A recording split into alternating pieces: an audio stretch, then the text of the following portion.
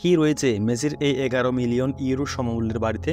জন্মস্থান আর্জেন্টিনার রোজারিও, বাইরেও বেশ কয়েকটি বাড়ি রয়েছে মহাতারকা লিওনেল মেসির। বিশ্বের অন্যতম শীর্ষ এই ধনী অ্যাথলেটের যেসব বাড়ি বেশ দামি ও বিলাসবহুল, যেখানে প্রয়োজনীয় সব ধরনের সুযোগ সুবিধা রয়েছে। তবে এই মুহূর্তে আলোচনায় স্পেনের ইবিজায় অবস্থিত মেসির ইবিজা ম্যানশন, কারণ ওই বাড়িতে কয়েকদিন আগে প্রতিবেশবাদী আন্দোলনকারীরা হামলা চালিয়েছেন। কিন্তু কি আছে এই বাড়িতে?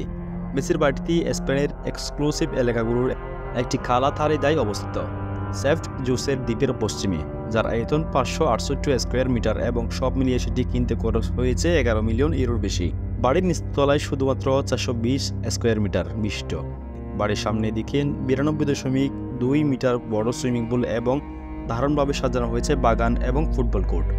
সেই মাঠেই মেসি এবং তার সন্তানদের সঙ্গে খেলতে দেখা গেছে আগে, যে কারণে হামলা আন্দোলনরত পরিবেশবাদীদের সংগঠন ফিউচার ভেজেটাল 2022 সাল থেকে পরিবেশ বিষয়ে নানা ধরনের আন্দোলন শুরু করে আসছে।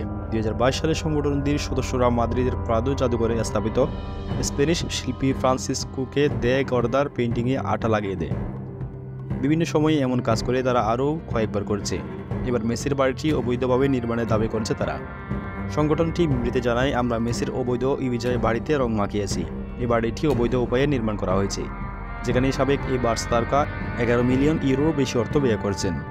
এই বাড়ির নির্মাণের সময় 2 থেকে 4 জন মানুষ নিহত হন এবং নির্মাণ সংক্রান্ত কাজের কারণে তাপ প্রবাহ বেড়েছে। প্রিয় দর্শক, মেসিকে ভালোবাসলে অবশ্যই চ্যানেলটি সাবস্ক্রাইব করবেন।